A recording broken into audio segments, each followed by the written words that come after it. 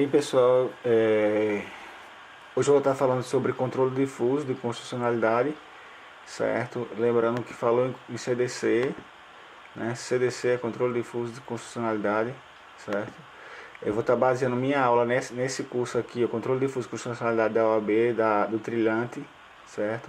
Muito bom, né? É devido à brevidade com as provas, eu não vou poder estar fazendo pesquisando livros, essas coisas todas. Isso é um resumo do que eu entendi sobre essa aula, que é muito boa mesmo, certo? É excelente. Quem quiser, assista essa aula e depois pega esse resumo que eu fiz também, ou pega esse resumo e depois assiste a aula, tanto faz. Eu queria só dizer o seguinte, que geralmente, às vezes, eu também, mesmo fazendo os vídeos, eu aconselho vocês utilizar aqui, vir aqui no YouTube, ó, e bota a velocidade 1.5, 1.2, que é para dar maior celeridade para quem gostar. Geralmente eu nunca assisto a aula normal. Eu queria só fazer um adendozinho para esse site aqui, Scrap2Zap, que é muito bom, né? Eu utilizo ele bastante, né? É uma propaganda que eu estou fazendo desse programa aqui que inventaram. É muito bom, que eu utilizo geralmente no meu WhatsApp, né? Na hora que você vem aqui, clica aqui, na verdade ele cria um carinha virtual aqui, ó, que aí você joga tudo pra ele. É como se fosse, aí eu jogo pra cá e depois que eu jogo pra cá, eu jogo lá pra onde eu quero. Se eu quiser compartilhar, e aqui fica tudo armazenado. É como se fosse um amigozinho virtual. Às vezes eu faço algumas gravações de áudio aqui, verifico se tá tudo certo e depois eu compartilho com meus amigos, etc e tal. Beleza, esse Scrap2Zap é muito bom. Essa é uma dica que eu dou. O link vai estar na descrição do vídeo. E bora para a aula, né? Então a gente vai falar sobre controle de constitucionalidade, né? Um nível de controle difuso de constitucionalidade, baseado naquela aula que eu acabei de falar, certo? Então o controle difuso de constitucionalidade, eu particularmente eu não assisti outras aulas, né? Então na verdade é uma continuidade do assunto do controle difuso de constitucionalidade. Então tem algumas perguntas importantes que você deve saber. Por exemplo, que normas podem ser objetos de controle difuso? Né? Quais são as normas que podem ser controle difuso? Então, todas as normas, toda e qualquer norma é editada após a Constituição de 88. Eu peguei e fiz um desenhozinho mnemônico aqui, ó, sem difuso e difuso, certo? Difuso, a partir de 1988, aí ficou tudo como se fosse um jato saindo, entendeu? Então, o controle difuso, ele é a partir de 1988. Toda e qualquer norma editada após a Constituição Federal de 1988 pode ser alvo, pode ser objeto do controle difuso de constitucionalidade, certo? Aí pode, então o controle difuso pode ser de qualquer lei, autonormativo, distrital, qualquer lei, tudo no âmbito jurídico. A partir de 1998 pode ser objeto de controle difuso de constitucionalidade. Né? O único critério do controle difuso é que seja posterior à Constituição de 1988. Então toda lei, ato normativo que for posterior à Constituição de 1988, ela faz parte, ela pode ser objeto do controle difuso de constitucionalidade, certo? Eu queria só que vocês relevassem erro de português, porque isso aí foi um resumo que eu faço para mim, que eu estou compartilhando com vocês, né? Então eu não me preocupo com formato de letra nem nada não, entendeu? Erro mesmo e bora para frente. Então, ó, eu sempre vou fazer menção ao CDC, né? Que é Controle Difuso de Constitucionalidade. Por quê? Porque é importante você saber disso, que é CDC. Porque você pode pensar que é Controle Difuso de Inconstitucionalidade, que não é. Então, para evitar isso aqui, eu botei CDC, ó, na página 2, página 3, página 4, sempre CDC, sempre CDC, sempre CDC. Certo? Então, a gente viu, né? Eu sempre vou estar voltando porque essa é uma aula para memorizar. Quem escutar essa aula vai ser bem legal, que vai estar memorizando. Então, ó, que normas podem ser objetos de controle difuso? Toda e qualquer norma a partir de 1988, beleza? Então, ó, tem esse negócio aqui, né, um jato saindo aqui, sem difuso, com difuso. E toda ela, certo? Editada após a Constituição de 1988. O único critério do controle difuso é que seja posterior à Constituição de 1988. Então, quem tem competência do controle difuso constitucional? Veja só, existe uma diferença de competência para legitimidade. Competência é quem pode julgar, quem pode atuar no controle difuso. né? Então todo e qualquer magistrado. Aí você pode ver aqui, ó, que eu coloquei aqui, ó, todo e qualquer magistrado, tá vendo? Botei até um juizinho aqui, essa carinha aqui, né? Então, que normas podem ser objeto de controle difuso? Toda ela de 1968 para frente, a Constituição de 1968 para frente, certo? E, quem tem competência para o controle difuso e constitucionalidade, ou seja, quem pode estar julgando, são todo e qualquer magistrado, esse carinha aqui, tá certo? Então, todo e qualquer magistrado, todo juiz de qualquer espécie, especialidade, desembargador e STF também, certo? Aí você diz, um juiz, juiz de penal pode estar julgando, o juiz trabalhista pode estar julgando, todo esse, o juiz, qualquer tipo de magistrado pode estar julgando, inclusive desembargadores também, porque eles são juízes, e o STF também, ele pode fazer o controle difuso de constitucionalidade. Então aqui, ó, STF, toda vez que o STF julga um caso concreto, ele exerce o controle difuso de constitucionalidade, né? Por exemplo, os recursos extraordinários. Então, o STF está julgando um caso de controle, um caso concreto, né? O que é um caso concreto? O caso concreto é aquele caso real, né? E por isso que a gente vai ver mais na frente que o controle difuso é o controle interpartes, ou seja, e tem que ter um réu e tem que ter um autor. Ele só serve para aquelas partes, certo? Então, toda vez que o STF julga um caso de controle concreto, ele exerce o controle difuso de constitucionalidade. O controle difuso, inclusive, ele é chamado de controle concreto de constitucionalidade. Então, se o do controle difuso é concreto, então toda vez que o Supremo Tribunal Federal ele julga um caso concreto de constitucionalidade, certo? Ele está exercendo o controle difuso de constitucionalidade. Então, a via difusa também chamada de via concreta, né? Eu botei esse negócio aqui mnemônicozinho para você estar observando. Via difusa é igual a via concreta, ou seja, o controle difuso de constitucionalidade também pode ser chamado de controle concreto de constitucionalidade, certo? Legitimidade. Ó, a gente viu que quem tem competência é quem pode exercer, quem pode estar julgando o controle constitucional, que é todo e qualquer magistrado, né? A gente viu, ó, todo e qualquer magistrado, certo? Vizinho aqui.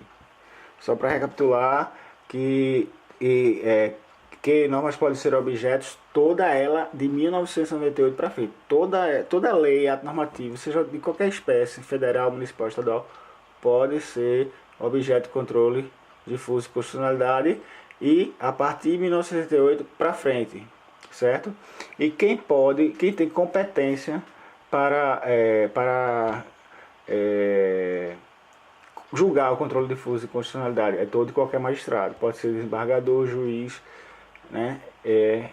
E inclusive o STF, né? Inclusive tem até esse exemplo aqui que toda vez que o STF julga um caso concreto, ele exerce o controle difuso de constitucionalidade. Lembrando que o controle difuso também pode ser chamado de controle concreto de constitucionalidade e que ele exerce através de ele trabalha o sistema de interpartes, né? Ele tem que ter um réu, tem que ter um autor e aquela ação só serve para aquela decisão só serve para aquelas partes, certo? A decisão só vai servir para aquelas partes, por isso que é chamado de interpartes. E quem tem legitimidade, quem tem legitimidade para provocar o controle difuso, né? Pergunta. Toda e qualquer pessoa, seja física ou jurídica, desde que tenha capacidade postulatória. Desde que ela tenha aptidão. Por exemplo, uma pessoa, um ser humano de 14 anos, ele não tem capacidade postulatória, porque ele não tem os requisitos, né? Já uma pessoa maior de idade, um cidadão, etc e tal, tem capacidade postulatória, então ele tem legitimidade para provocar o controle difuso. Então a legitimidade é a legitimidade de provocação. E a competência é de julgar, entendeu? Então muito cuidado com as palavrinhas, legitimidade e competência, porque a legitimidade é qualquer pessoa, seja física ou jurídica, que desde que tenha capacidade postulatória, e a competência é todo e qualquer magistrado, certo? Inclusive o STF, certo? O controle difuso é também chamado de controle concreto, né? Que é a via concreta, né? E que toda vez que o STF julga um caso concreto, ele exerce o controle difuso de constitucionalidade, certo? O que é mais aqui? controle difuso de constitucionalidade, né? Aí 3. Qual é o quórum para a decisão do controle difuso de constitucionalidade? Existe o quórum de primeira instância, de segunda instância, e que é a chamada corte, né? O quórum de primeira instância, né? Qual é o quórum para decisão do controle difuso de constitucionalidade? O da primeira instância é o próprio juiz da causa, certo? Então, na hora que existe uma causa de controle difuso de constitucionalidade, se essa causa for pleiteada em primeira instância, o próprio juiz da causa ele pode fazer o controle difuso de constitucionalidade, certo? Quando vai para a segunda instância, também chamada corte, né? Existe para que haja esse quórum, né? Para que seja respeitado o quórum, tem que haver a incidência do princípio da cláusula de reserva de plenário. Então isso aqui se decore, inclusive que na prova de constitucional que nós tivemos. Agora caiu uma pergunta dessa, eu sabia que existia essa cláusula de reserva, mas não sabia dizer o que é. Essa cláusula, então decore isso aqui que pode ser que caia na prova. Olha, a cláusula de reserva de plenário, ela só serve para julgamentos de controle difuso de constitucionalidade em segunda instância, certo? Em segunda instância, na corte, certo? Na primeira instância, lembrando, o quórum para a decisão do controle difuso de constitucionalidade é o próprio juiz da causa. E na segunda instância, tem que haver o princípio da cláusula de reserva de plenário. Certo? O que é que diz o princípio da cláusula de reserva de plenário? Diz o seguinte: toda vez que uma corte julgar inconstitucional uma norma, ela tem que fazer através do seu órgão especial ou do seu pleno. Então eu fiz aqui, ó, deixa eu só passar aqui para a página 2. Eu fiz aqui, ó, eu podia ter botado mais destacado aqui, mas já não fiz, mas agora já era. Existe o órgão especial, na decisão do controle de constitucionalidade, existe um órgão chamado órgão especial, o órgão fracionário e o pleno. Decore isso aqui, ó. Órgão especial, órgão fracionário e pleno. Qual é a diferença do órgão especial, do órgão fracionário e do pleno?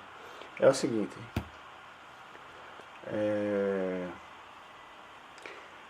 A diferença é o seguinte, veja bem, no órgão cadê aqui? Vamos lá. Quando chega uma situação de controle de constitucionalidade, difuso de constitucionalidade, toda vez que chega uma situação dessa, para a segunda instância, né, porque o princípio da causa de reserva de plenário refere-se à segunda instância, né, que é a corte. Então, toda vez que nós chega uma causa de controle difuso de constitucionalidade, existe um órgão especial. Esse órgão especial, ele é criado por quê? Porque é o seguinte, existe o pleno. O que é o pleno? O pleno são todos os desembargadores, né? Se você pegar uma cidadezinha pequenininha, né, que tenha poucos desembargadores, o pleno é pequeno. Mas quando é uma cidade muito grande, feito São Paulo, já pensou? Vai julgar um controle de inconstitucionalidade, todos os desembargadores da cidade não podem, né?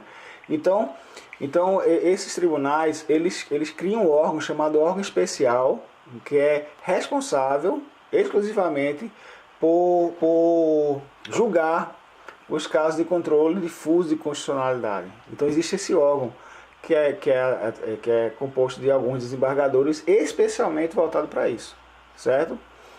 Já o órgão fracionário não. O órgão fracionário é aquele órgão pequeno, composto dentro do tribunal, composto de poucos desembargadores, que são responsáveis por analisar alguns casos recorrentes no tribunal, certo? Então o órgão fracionário ele não tem legitimidade, observe bem, não tem legitimidade para julgar os casos de controle difuso de constitucionalidade. Existem algumas exceções que eu vou falar daqui a pouco, certo?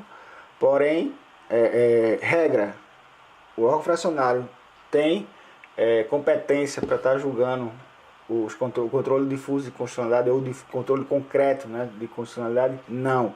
Salvo essas exceções aqui que eu vou falar daqui a pouco. Certo? Deixa eu voltar aqui para a página 2 só para ver se eu faltei alguma coisa. Então, ó, o princípio da cláusula da reserva de plenário, ela está no artigo 97 da Constituição Federal do Brasil. Diz que toda vez que uma corte julgar a inconstitucionalidade de uma norma, ela tem que fazer através do seu órgão especial ou do seu pleno. certo? Então, toda vez... Então, decora isso aqui. Vamos ver o que, que diz esse artigo aqui. Artigo 97 da CTB. Vamos lá. Google. Artigo 97.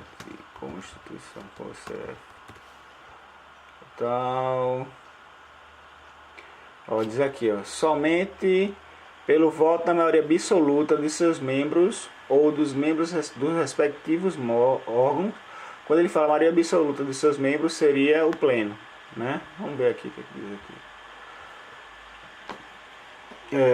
De seus membros ou dos membros do respectivo órgão especial poderão os tribunais declarar a inconstitucionalidade de lei ou ato normativo do poder público.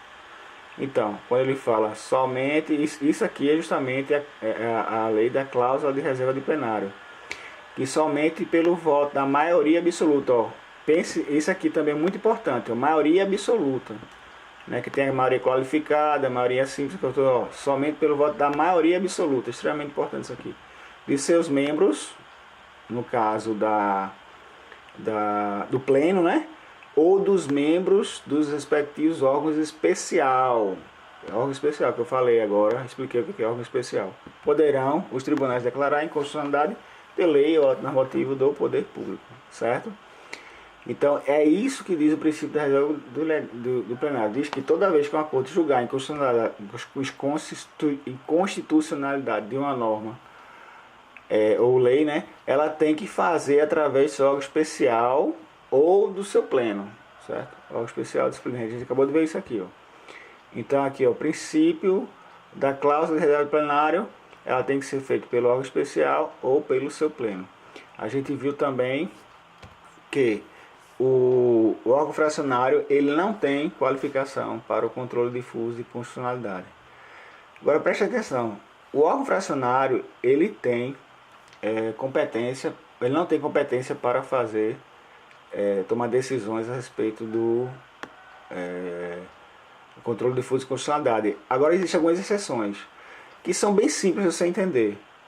É o seguinte, as exceções é que quando o pleno ou o órgão especial já tiver julgado a inconstitucionalidade do ato ou norma, ou quando o STF já tiver julgado a lei ou ato normativo institucional inconstitucional, certo? Ou seja, quando já tiver sido julgado essa inconstitucionalidade ou pelo pleno, ou pelo órgão especial, ou pelo próprio STF, né? O órgão fracionário, ele pode ter competência para estar julgando a inconstitucionalidade, para ele estar fazendo o controle difuso de constitucionalidade, certo? Somente dessas duas exceções. Então, no caso do órgão fracionário, você pode dizer na prova assim, o órgão fracionário tem competência em uma coisa, aí você pode dizer, só tem competência para decisões que já foram julgadas, ou pelo STF, ou pelo pleno, ou pelo órgão especial, certo? Então eu fiz um resuminho aqui, ó, maioria absoluta dos seus membros, é importantíssimo isso aqui, ó, que a cláusula de reserva de plenário, que diz que a cláusula de reserva de plenário, que diz que toda vez que uma corte julgar inconstitucional uma norma, ela tem que fazer através de seu órgão especial ou do seu pleno, né? Ou seja, é uma reserva, né? Cláusula de reserva de plenário é uma reserva que diz que toda vez que uma corte, né, julgar inconstitucional uma norma, ela tem uma reserva. Ela tem que fazer como? Ou através do seu órgão especial, que é aquele grupo de desembargadores que são responsáveis por isso, pelo desembargador juiz, ou pelo seu pleno, que é todo, né, o pessoal lá, todos os desembargadores, todos os juízes. Beleza? Todos os magistrados, melhor dizendo. Entendeu? Então, o princípio da cláusula plenário diz isso. Então, tem que ser feito pela maioria absoluta dos seus membros. A gente viu aqui, ó, somente pelo voto da maioria absoluta, isso é extremamente importante, certo? Do pleno ou do órgão especial, né? Então a decisão da maioria absoluta, aí, ó, decore isso, gente, ó, órgão especial, órgão fracionário e pleno, órgão especial, órgão fracionário e pleno. Gente, na hora da prova eu me esqueci sobre esse órgão especial. Então decora assim, ó, órgão especial, OE. Depois de OE vem OF, né? OE, OF, pleno. Ou seja, órgão especial e o pleno, eles têm competência para estar julgando o controle difuso de constitucionalidade. O órgão fracionário não tem competência, lembrando que o órgão fracionário só tem competência de duas exceções, é quando já foi julgado, ou pelo pleno ou pelo órgão especial, ou quando o STF já tiver julgado uma lei ou ato normativo. A mesma coisa, né? STF, órgão especial ou pleno. Certo? Lembrando que a maioria absoluta dos seus membros. Coloquei aqui, ó, fiz um coração, né? Órgão fracionário, né? Eu botei um coração fracionado aqui no meio, né? Um fracionário tem competência para julgar a constitucionalidade. Por que constitucionalidade? Porque, ó,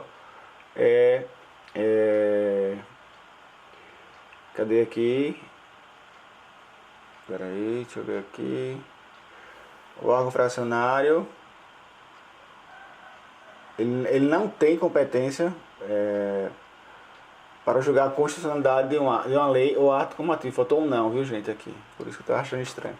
Então, o órgão fracionário, ele não tem competência para julgar a lei ou ato normativo, né? Vou contar aqui, ó, para julgar a...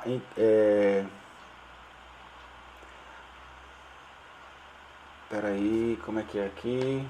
Deixa eu ver aqui.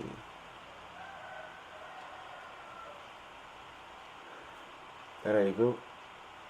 Bem, gente, eu não sou professor, eu só tô... É porque é o seguinte, nessa aula que a gente viu aqui, que eu gostaria que vocês vissem, o controle difuso, se eu não me engano é a aula número 2, ele fala o seguinte, que o órgão fracionário, ele tem competência para julgar a constitucionalidade de uma lei ou ato normativo. Porém, o órgão fracionário não tem competência para julgar a inconstitucionalidade, certo? Então tem uma... Eu queria que vocês vissem aquela aulinha, né? Se eu não me engano é o número 2 do controle difuso. Porque o órgão fracionário, ele tem competência para julgar a constitucionalidade de uma lei ou ato normativo. Porém, o órgão fracionário não tem competência para julgar a inconstitucionalidade. Por isso é que aqui, ó, ele fala quando fala aqui, ó, quando as exceções, né, que o órgão fracionário, quando o pleno ou órgão especial já tiver julgado a inconstitucionalidade do ato ou norma, ou quando a STF já tiver julgado a lei ou ato normativo inconstitucional, certo? Mas o órgão fracionário, ele tem competência para julgar a constitucionalidade de uma outra. É muito importante isso aqui. Então, o órgão fracionário tem competência para julgar a constitucionalidade, mas não tem competência para julgar a inconstitucionalidade, certo? Porque, gente, para pensar, a constitucionalidade é muito fácil, né? Se é constitucional, não. Agora, a inconstitucionalidade, ou seja, a lei já existe, a lei já está lá, ou a lei vai estar para ser criada. Então, a inconstitucionalidade, eu acho que requer um pouco mais de atenção do que a própria constitucionalidade. Então, por isso que o órgão fracionário, ele tem competência para julgar a constitucionalidade. Eu gostaria que vocês vissem aqui, se eu não me engano, a aula número 2, tá já? É extremamente importante saber isso. Vamos ver agora os efeitos. Os efeitos, eles são retroativos, ou seja, eles são efeitos nulos, né? O ato ou lei é como se nunca tivesse existido, certo? Então, os efeitos do controle difuso de constitucionalidade, eles são retroativos, retroagem à data da edição da lei ou ato, tido como constitucional. Como a gente já viu anteriormente, né, ele é um controle difuso interpartes, certo? Difuso, ele é interpartes, tem que haver um autor, tem que haver o réu, e além disso, né, interpartes, aquele julgado só serve para aquele caso concreto. Ou seja, ele não vai ter efeito erga omnes, ele vai ter efeito interpartes, certo? Só aquele julgado só vai servir para aquele caso. Então, nessa aula aqui ele exemplifica, né, até um caso de você move uma ação de controle difuso, você provoca o judiciário no controle difuso de constitucionalidade de uma cobrança de um IPTU, de um negócio assim. Aquela decisão, aquele julgado, ele só vai valer entre as partes. Ou seja, se eu ganhar, eu posso ter o direito de não pagar mais, mas toda a população ela vai continuar pagando porque não entraram com esse controle, com essa ação de controle de constitucionalidade, certo? O que mais? Lembrando, isso aqui é muito importante, viu? O órgão professionário, por isso que eu botei esse coração aqui, que é justamente para ficar bem na cabeça. Ele tem competência, sim, para julgar a constitucionalidade, olha o coração, de uma norma, de uma lei ou ato normativo.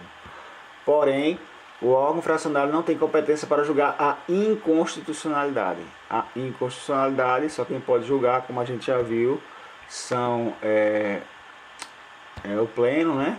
O órgão especial e o órgão fracionário, desde que já tenha sido julgado pelo STF, ou já tenham julgado pelo STF, ou quando o pleno e o órgão especial já decidiram sobre o assunto.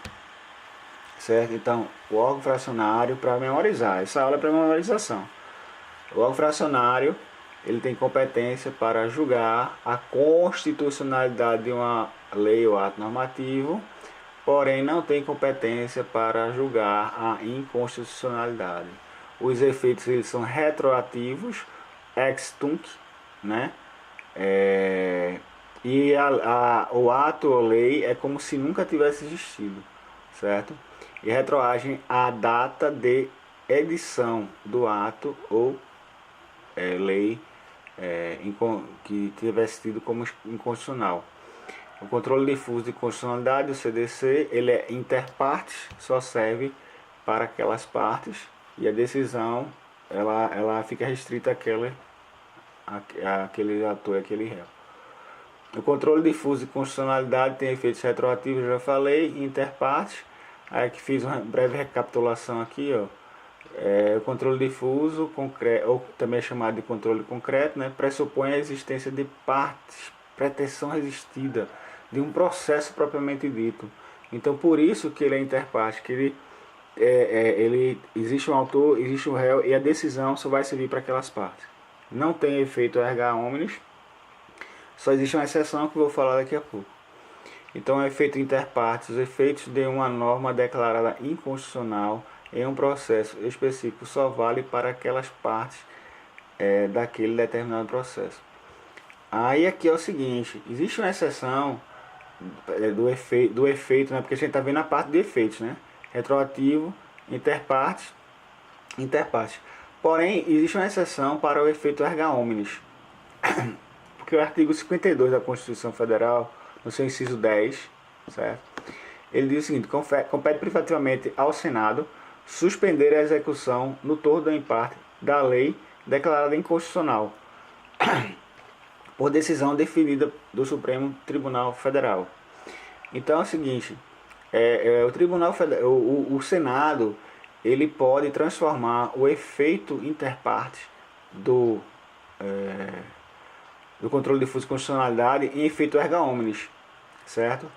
Aí, por quê? Porque o STF, quando ele decide a inconstitucionalidade de uma determinada norma no controle difuso, ele manda essa decisão para o Senado. Para o Senado vai aprovar se concorda ou se não concorda. Não concordando, dependendo da decisão, melhor dizendo, ele pode transformar o efeito interpartes em efeito erga omnes, ou seja, aquela decisão que só valeria entre as partes, ela pode passar a valer para todas as pessoas. Por exemplo, o caso que a gente falou agora do IPTU, né? Então, se o Senado quiser, vai ser através de um processo discricionário, vai depender da vontade do Senado, ele pode, aquela decisão que valeu somente para aquelas partes, porque é efeito interparte, valer para todas as pessoas, certo? Como um todo. Beleza? Basicamente, o que eu fiz foi um resumo dessas duas aulas, que eu achei extremamente interessante, vou estar postando para vocês agora, certo? E é isso aí. Estuda, quem tiver outro material e puder estar disponibilizando aí no grupo do WhatsApp pra galera aí, beleza? Lembrando que essa aula é uma aula que eu estou fazendo para a prova agora de constitucional, né, que a gente vai ter agora no dia 27 ou dia 2, que está ainda decidido. E lembrar desse Scrap to Zap aqui que é bem interessante, né? Que eu achei perfeito. Você cria um amigozinho virtual que você pode estar compartilhando, né? Eu achei extremamente interessante. Então,